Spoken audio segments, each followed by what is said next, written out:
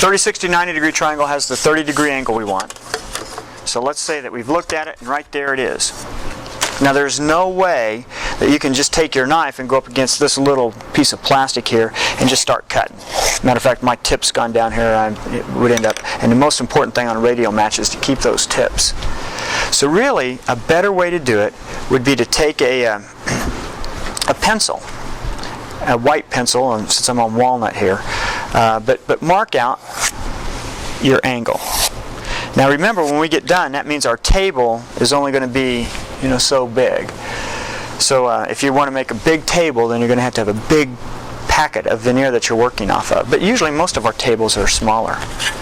Okay, so now I've got my shape drawn on here. I'll just use this to kind of give us a little bit better view of what it looks like. Okay, so there it is. To cut, the key is to keep the tip. Now for me, when I make these things, I get the absolute best radial matches you've ever seen. I cheat at it though. Again, I packetize it. So what I would do at this point in time is put a couple pieces of particle board on the top and bottom, go through and staple around the outside edges so that I don't put any in my good part at all. You can see how well it's held, how tight it is. I go to the bandsaw. I'd cut this edge a little bit away from my pencil mark. Go to my edge sander, wherever you guys got your edge sander, I see it over there, and I'd sand this one side. There's nothing better than a sanded edge of veneer. Nothing better than sanded veneer. So now this one side's sanded, but it's a little bit loose because I cut off all those staples. So I'll come back and wrap my tape around this side, holding it tight. Then I'll go back over to the bandsaw again, and now I'll cut this side and then sand that, and then I could pop it back apart, and every one of them is right on the money. But most people don't have edge sanders. So once it's marked out, I'll just take a straight edge and I'll go way beyond the tip and I'll start my cut all the way up here. Okay, and I'll make my cuts. And this would be a better place to use something like a Stanley utility knife because it won't flex as much, because we're going to cut literally through all these pieces. People who come to my class when we do my veneering, they do it with an X-Acto knife because that's the tool I tell them to bring. And that's okay, but you just got to take your time until you get all the way through. So you just keep making more and more cuts. You concentrate on keeping your knife straight up and down. Again, this would be much, much better. But once I get through all of these on this one side, then the next thing I'm going to do is I'm going to come back over. I'll take some tape if I can and re-tape it back together on that side. And I'll come back through and I'll position myself up to make my next cut to where, and I have to do this, I'm doing it left-handed here, but again I want to start my cut going into my tip and not let my knife come out of my tip, again because I don't want to lose a tip. So now I'll come back and I'll make all these cuts until I get all the way through. Now I'll end up with 12 pieces that look pretty much like this. The top piece might be a little narrower, the bottom piece might be a little bit wider, and they won't go together quite right. There's a couple little catches. The first one is, before you move on, the absolute best thing to do is to take a sanding block. Again, it's just a block of wood with some contact on sandpaper. One side's got a coarser side than the other. And at this point in time, with all of my veneers that have been cut, I'll take my straight edge and just hold up to keep them compressed down, and then I'll take this, it'll ride right on my table and it'll stay at 90 degrees, and I'll just take that up against the edge. But again, it's very important that I'm not just sanding these where they're flopping in the wind. Again, my straight edge will hold them down flat while I go through and sand. And I'll sand until all of those pieces look good and tight and clean and straight. It's a very easy and visual thing to do. Then I'll go back and if you look here, you can see that definitely they're all nice and flat and straight and in line. After I cut it with an X-Acto knife, they won't look that way, and I want to sand them until they come back to looking like that. Now, the issue, a couple of things. What do you think the chances are that when I drew this out and I cut it, that I'm going to get exactly 30 degrees? You know how you guys struggle, you sit there and you try to figure out how to set up exactly a 90 degree angle or a 45 degree angle.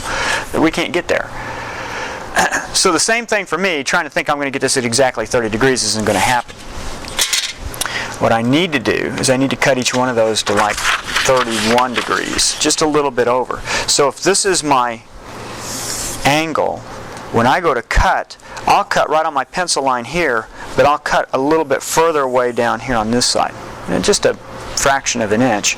But I definitely want the widest part of it to be wider than narrower. What do you think the chances are by the time I go through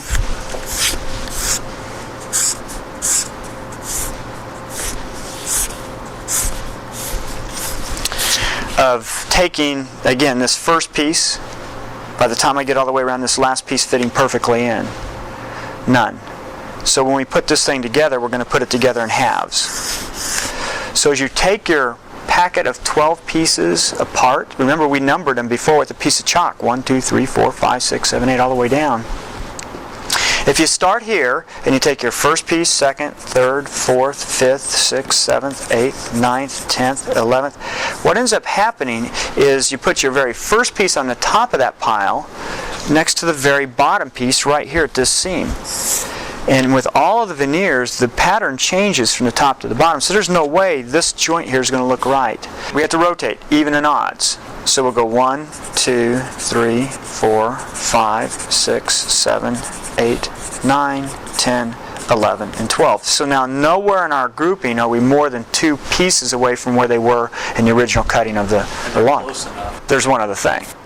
What you saw in the mirror when we looked at it was a book-matched image, so every other piece has to be flipped. And it doesn't matter which one, you could start anywhere you want, but if you're going to start anywhere, you have to make sure that every other piece gets rotated upside down to get exactly what you saw. If you don't, you'll end up with a slip match look, which is really cool, but it's not what you saw in the mirror. What we'll do when we put this together is we put 2 halves together.